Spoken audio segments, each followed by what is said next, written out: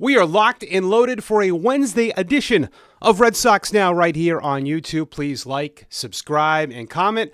I'm your host, Mike Antonellis. Follow me everywhere on social media at The Radio Mike, and also want to thank FanArch for this platform and for all of you diehard Red Sox fans for watching, even if you're not. We thank you. All right, so here's one thing that I will put out there. I know you fans know this, but sometimes I have to reel you back in. Major League Baseball is a marathon, not a sprint. I know, Mike, I know, but I see your tweets.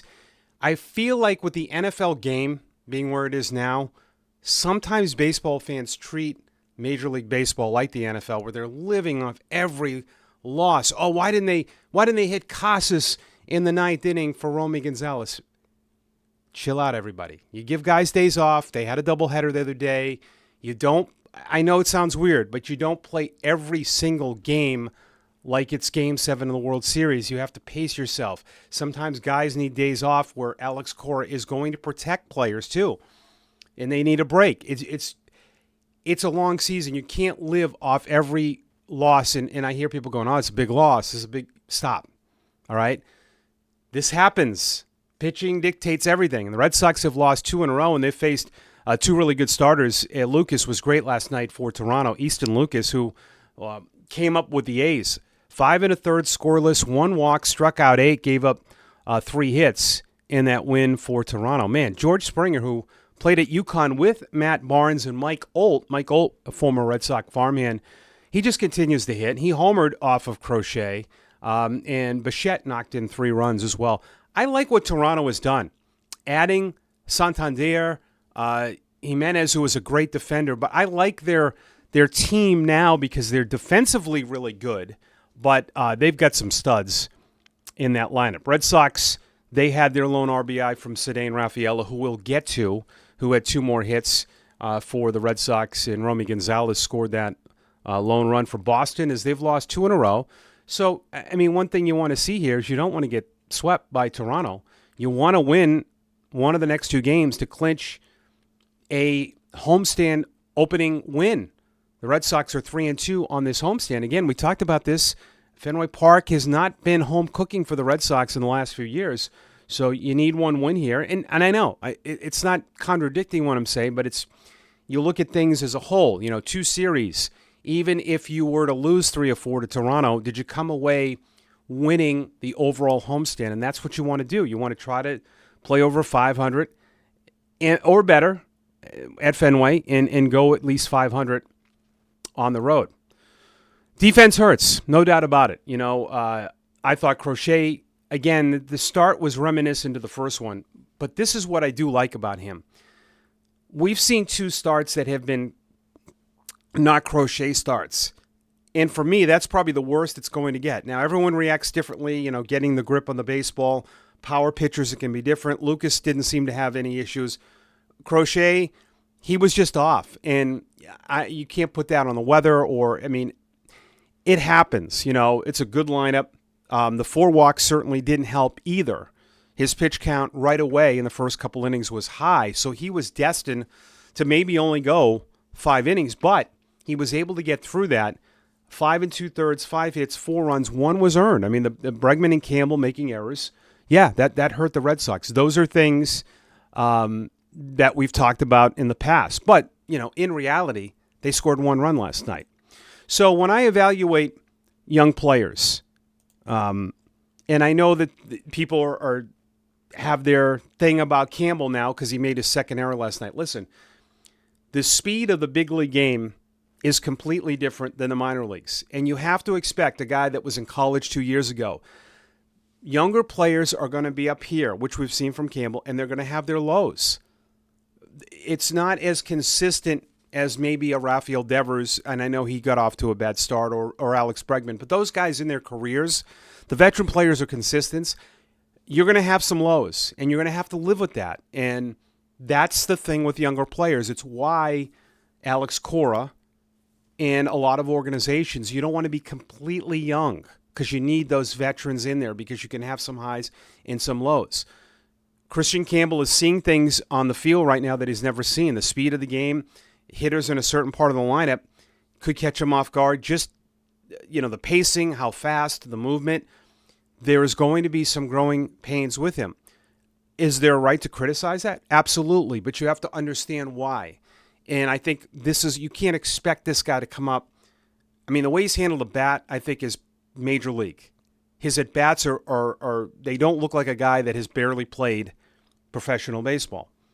But at times his defense will. That's a hard, it's for the best of best guys that get to the big leagues.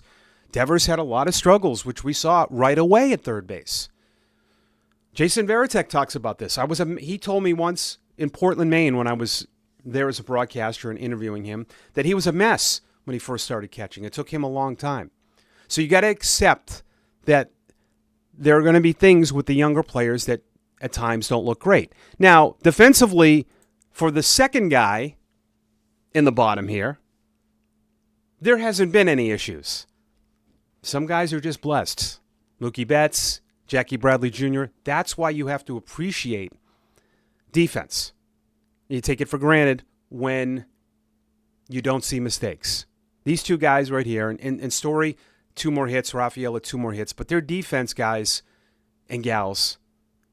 Don't take for granted. You notice bad defense when you lose players like this. I've seen it in the minor leagues where I remember being around Jackie Bradley Jr. and seeing him for a whole year. Then when he leaves, you can say, oh, wow, that's what kind of normal center fielders look like. Rafaela made another diving catch last night. He made an unbelievable catch a couple nights ago. You have a Gold Glove center fielder, you have a Gold Glove right fielder, and Jarren Duran is turning himself into a very good outfielder. He's worked at it, and he was not great at it at the beginning, but he has worked extremely hard and become better. But again, there's going to be some growing pains, of course, with Rafaela. He's kind of the opposite of Campbell with the hitting, but you lose nothing in center, and whatever you get, I feel, from guys up the mill can be a little bit gravy the way this team is built. I think the Red Sox have built their club. I said this yesterday, that you don't need all 9 hitters to slug. And we've seen in years past that that's not a recipe that wins. You need to play defense. And they definitely addressed that. And so did Toronto. Loved the first episode, guys. It's live. Episode 1 rocks. And I will tell you this from someone who has had the privilege of going to spring training for 15 years. When I was in Portland, Maine, their broadcaster in AA for 15 years. I went to spring training every year. Goose Gregson, who's in that episode 1, Goose is one of my favorite guys. He's been in the system ever since I've been, and I think before that. He was working with some of the players, if you've not watched. But you see some of the minor league instructors, Raquel Fiera, who I've known forever, seeing some of the people that I know and that I know Red Sox people who work in the front office and people in the minor leagues have dealt with, get to see them on camera. And the behind-the-scenes stuff is incredible. Just to see, I'll give away a little bit. In the first episode, they show opening day last year, and I didn't know.